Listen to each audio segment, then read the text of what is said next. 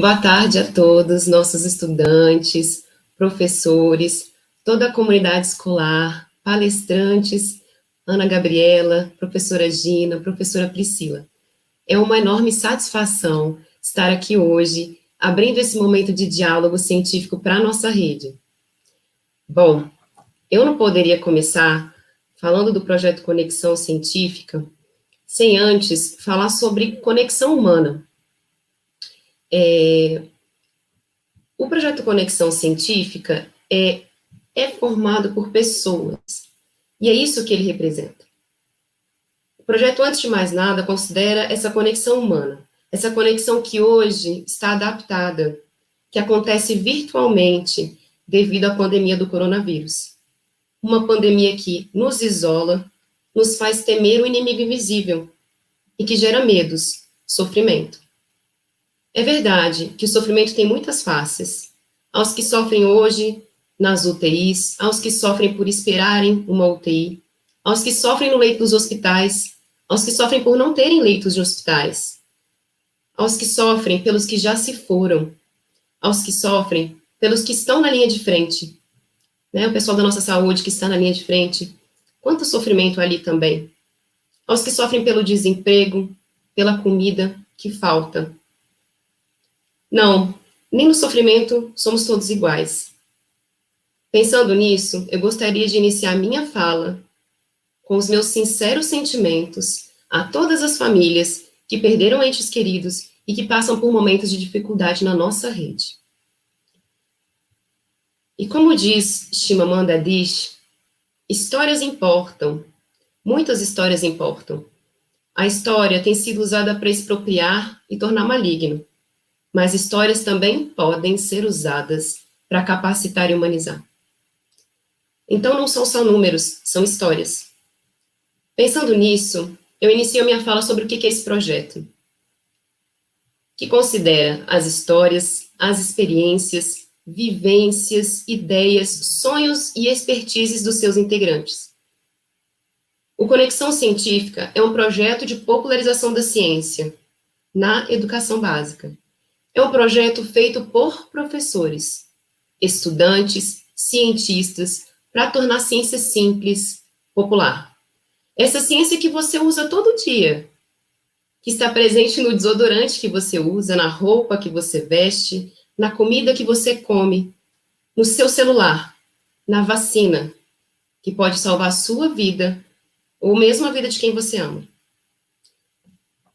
O Conexão Científica, hoje, é um projeto piloto, coordenado pela Secretaria de Estado de Educação do Distrito Federal e articulado com instituições de ciência e tecnologia e instituições de ensino superior do DF, para promoção de atividades, experimentos, debates e visitas técnicas de cunho científico, com vistas a oferecer informação e formação acessível a estudantes, professores, coordenadores, gestores e público interessado.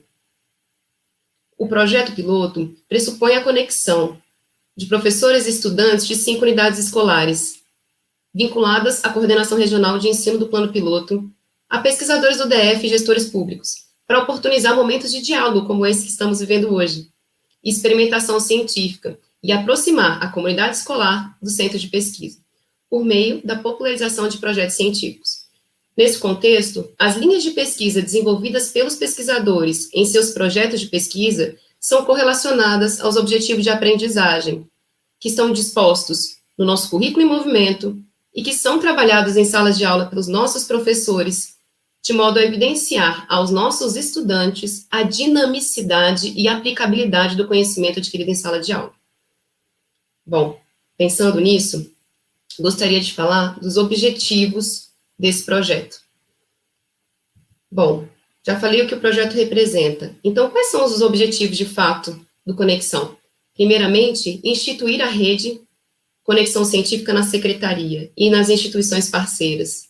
Levantar dados sobre a necessidade de se desenvolver esse projeto nas escolas. Será que tudo isso que nós estamos vendo nos noticiários, né, todo esse desconhecimento, essa falta de educação científica, é também uma fragilidade dos nossos estudantes, das nossas escolas? Será que um projeto de popularização de ciência é necessário hoje na rede? Bom, Para isso, levantaremos dados. Produção de material pedagógico de apoio científico, diversificado e tecnológico a professores e estudantes. Divulgar o projeto nas mídias digitais. Hoje a gente sabe a importância da comunicação e da comunicação científica, né? Promover atividades de popularização e iniciação científica no ambiente escolar, no contexto de ensino híbrido, e desenvolver curso de formação continuada sobre educação científica e popularização de ciência para os professores da rede. Como o Conexão é um projeto piloto, provavelmente nós teremos várias lições aprendidas durante esse piloto. E essas lições serão muito úteis para que a gente possa, ao final, desenvolver um curso de formação continuada para os nossos professores e, quem sabe, ampliar o projeto. O projeto ele vai acontecendo de forma concomitante, ele se realiza e ele é aprimorado concomitantemente. Então, à medida que os materiais estão sendo produzidos, eles também estão sendo avaliados pelas escolas pilotos, pelos professores e estudantes. As devolutivas que nos são dadas são usadas para melhorar esse material. Bom, como todo projeto, nós começamos com algumas hipóteses, né? Quais seriam essas primeiras hipóteses do projeto? Bom, acreditava-se que a maioria dos estudantes tinham pouco ou nenhum contato com a ciência e com pesquisadores brasileiros, que muitos estudantes nossos conhecem pouco ou desconhecem projetos científicos brasileiros, que muitas vezes eles não sabem identificar produtos derivados de pesquisa, praticam pouco ou não praticam pesquisas científicas em suas escolas, não aprendem muitas vezes de forma significativa conceitos científicos importantes. Às vezes, há muita memorização de conceitos. Não utilizam com frequência os laboratórios das escolas para desenvolver iniciação científica ou pesquisa, por uma série de razões.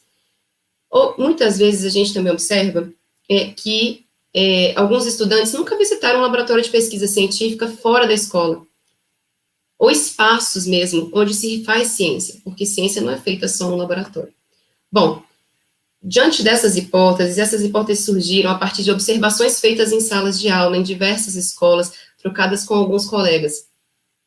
E a gente tentou levantar algumas evidências que pudessem suportar as ações do projeto. Bom, existem várias evidências documentais, legislações, dados. Falando em dados, nós aplicamos questionários no início do projeto e todo o projeto ele foi delineado antes da pandemia, né? Então, os questionários foram aplicados no ano de 2019, nas 5 escolas que participaram do piloto. A partir da resposta obtida de 1.214 estudantes, foi possível perceber, por meio de alguns resultados, então aqui eu mostro só resultados parciais, né? Nós fizemos 14 perguntas e só com apenas 5 nós conseguimos chegar a algumas conclusões. Bom, os resultados obtidos por meio desse diagnóstico inicial mostram que existe um estereótipo de cientista com perfil de homem, branco e estrangeiro a partir da perspectiva dos nossos estudantes entrevistados. Projetos de popularização científica não estavam sendo realizados nas escolas piloto, e haviam poucas referências realmente de cientistas brasileiros e do Distrito Federal vindo dos nossos alunos. Bom, todos esses dados foram obtidos, como eu disse, antes da pandemia, e quem vai poder falar com muito mais propriedade para vocês sobre eles é a estudante, que à época era estudante de iniciação científica, Ana Gabriela. Bom, quais justificativas poderiam embasar esse projeto? Bom, eu poderia aqui falar da nossa missão enquanto Secretaria de Educação, poderia falar das competências gerais da BNCC, das competências específicas, por exemplo, de ciências da natureza, né, da Lei de Diretrizes e Bases da Educação, da DCNEM, dos eixos estruturantes do novo ensino médio, tudo isso justifica, tudo isso nos dá propriedade para executar um projeto como esse.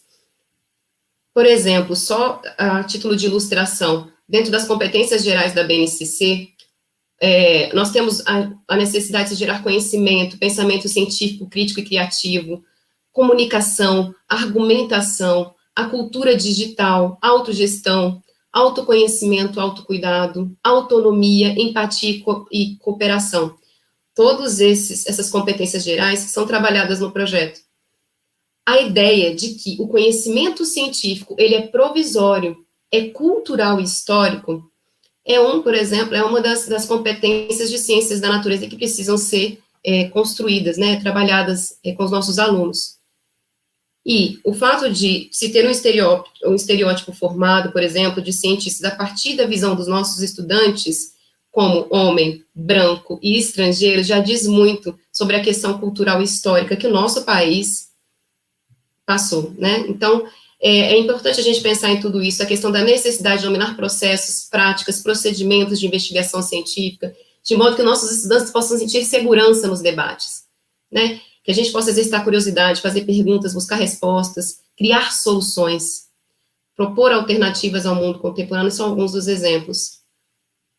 Para continuar, seria interessante pensar, ok, mas como esse projeto de fato acontece? Quais são as etapas que foram delineadas, né? Então, o projeto ele foi pensado em 4 etapas principais, sendo que 2 eram virtuais e 2 presenciais. Então, foi um projeto delineado em um contexto do ensino híbrido.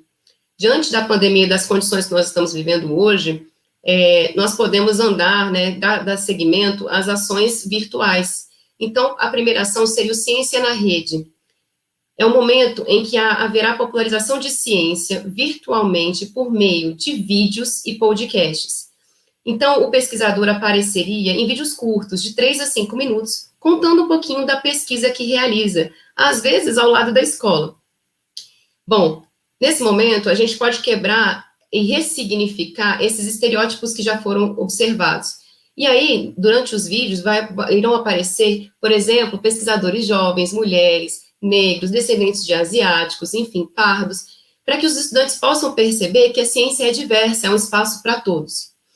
O segundo passo seria o Dia de Ciência.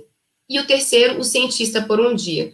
Tanto o Dia de Ciência como o Cientista por um Dia são ações, são etapas presenciais. No Dia de Ciência, o pesquisador vai até a escola para aprofundar um pouco mais, falar um pouco mais a fundo sobre um projeto de pesquisa. A partir do momento que os estudantes já o conheceram virtualmente, por meio de vídeos, já entenderam um pouco sobre a sua pesquisa, alguns conceitos, por exemplo, o que é biologia sintética, o que é nanotecnologia, já foram aprendidos. Aí eles têm condições de, então, que se tenha um debate mais profundo na escola.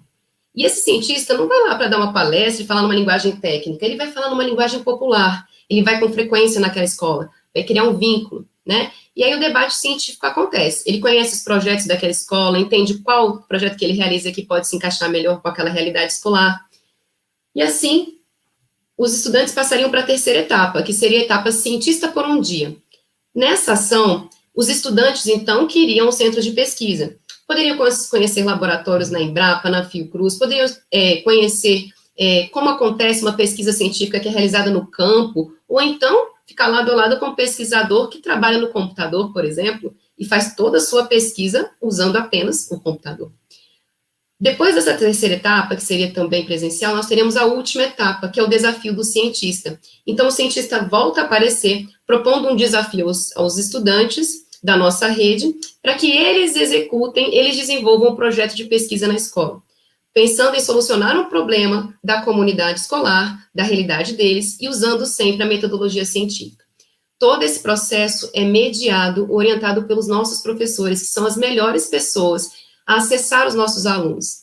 Eles sabem exatamente como fazer para que esses conhecimentos que são gerados nos institutos de ciência e tecnologia possam ser traduzidos para uma linguagem simples e pedagógica para os nossos estudantes. Bom, depois disso, eu gostaria de falar um pouco sobre como todo o projeto ele é avaliado. A avaliação ela acontece em tempo real, em todos os momentos e etapas do projeto. Então, a gente pode pensar em níveis de complexidade cognitiva que são acessados, né? Por exemplo, na primeira etapa, o Ciência na Rede, onde há um pequeno contato rápido e virtual com os pesquisadores, os estudantes conseguem reconhecer perfis de pesquisadores, citar algumas palavras novas, explicar, classificar, resumir. É um nível de cognição um pouco mais baixo, né? Recordar, compreender. A partir do momento que as etapas do projeto vão avançando, o estudante no Dia de Ciência, no Cientista por um Dia, o estudante já começa a acessar níveis de cognição maiores. Então, por exemplo, ele consegue utilizar, construir, comparar, contrastar, analisar, aplicar o conhecimento científico.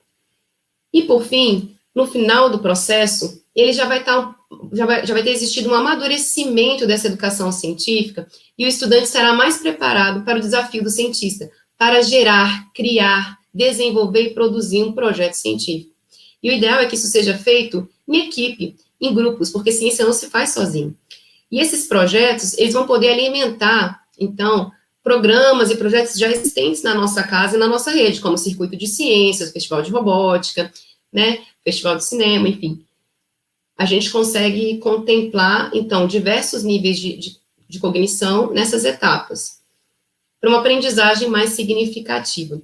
Bom, tão importante como identificar o problema, gerar as hipóteses, desenvolver e utilizar a metodologia científica, analisar os resultados e a conclusão, divulgar as conclusões do projeto, é justamente fazer essa última etapa, que é a popularização de ciência, é divulgar o projeto. O que você descobriu de novo? Por que isso foi importante? Por que isso pode ajudar a nossa sociedade, né? Enfim, então, o projeto tem sido divulgado nas redes sociais. É um projeto que está se iniciando na rede agora, com poucas escolas ainda, mas nós já temos um canal no Instagram, né, chamado Conexão Científica. Nós temos um espaço no Spotify, onde a gente tem um podcast de lançamento do projeto, onde os estudantes podem, inclusive, escutar esse projeto de uma forma mais lúdica. Nós temos alguns vídeos no YouTube que foram feitos, que estão disponíveis, e foram feitos com parcerias com a Fiocruz, com a Embrapa, com a UNB, e até com universidades estrangeiras. E nós temos a divulgação também via Facebook. É importante ver que cada uma dessas redes, elas vão acessar os nossos estudantes de formas diferentes. Então, por exemplo, no Instagram, a gente tem alguns posts que trazem textos curtos, né, diretos, com bastante cor e figuras. Então, às vezes, tem posts que nós colocamos no Instagram que vieram de um artigo publicado na Nature, estava em inglês, foi traduzido para o português, foi resumido, e foram colocadas lá algumas frases, um textinho curto, para simplesmente acessar o nosso aluno. Enquanto ele, às vezes, está cansado de ficar no computador, ele pode escutar um podcast enquanto ele libera o computador da casa dele para outra pessoa acessar. Os vídeos, nós estamos colocando também, é importante falar, a interpretação, né, para que os nossos estudantes surdos possam também ter acesso a essa formação científica.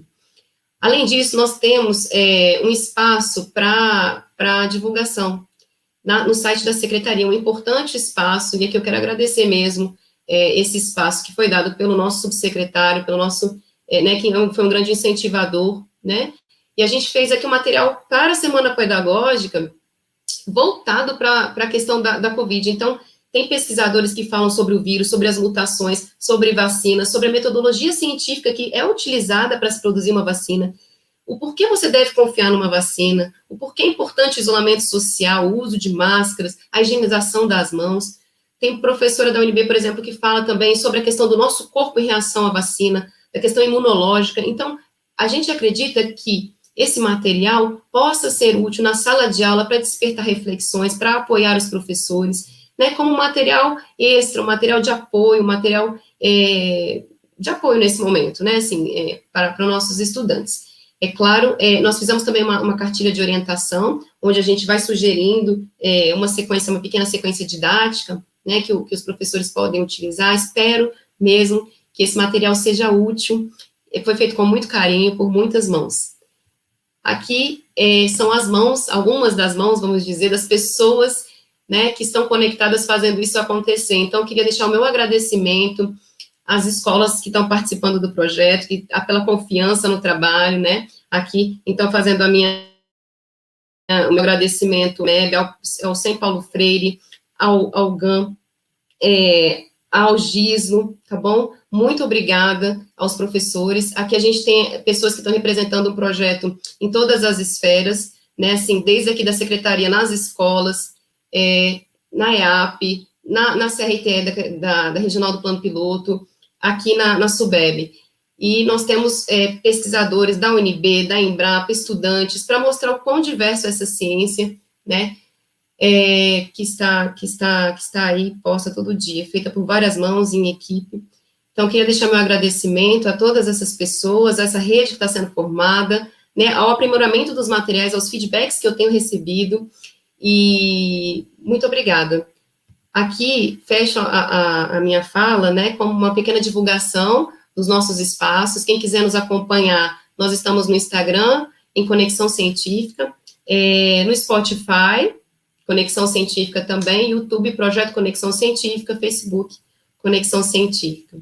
Muito obrigada a todos. Termino com uma frase da Malala, que diz: uma criança, um professor, uma caneta e um livro podem mudar o mundo. A educação é a única solução. Então, termino com essa frase, porque a minha esperança no dia de hoje é dar as mãos, nos conectarmos todos em prol de uma educação científica. Fala pessoal, gostaram? Então inscreva-se no nosso canal e aperta nesse like. Deixe aqui nos comentários suas perguntas, dúvidas, escreva o que você mais gostou e dê sugestões para os próximos vídeos. E se você quiser ficar ainda mais por dentro do que rola no mundo da ciência, é só seguir o Conexão Científica nas redes sociais. Os links estão aqui na descrição. Faça parte dessa história. Aqui no Conexão Científica nós fazemos mais do que divulgar, nós tornamos a ciência popular.